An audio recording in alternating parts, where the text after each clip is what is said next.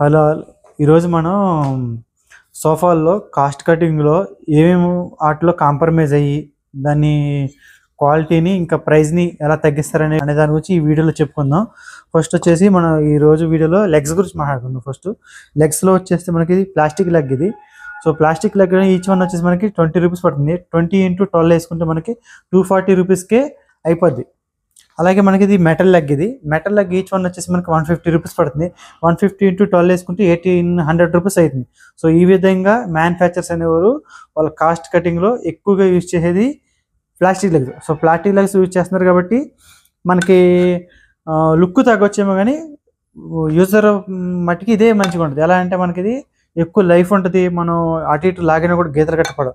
కానీ ఇది చూసుకున్నట్టయితే కాస్ట్ ఎక్కువ, కాకపోతే మనకి కొద్ది రోజులకే తర్వాత ఏదైతే మనకి ఈ చిన్న ఫైబర్ పార్ట్ ఉందో ఇది కొద్ది రోజులకి అరిగిపోయిన తర్వాత మనకి గీతలు పడడం అట్లాంటి ఇష్యూస్ అనేవి దీంట్లో వస్తాయి.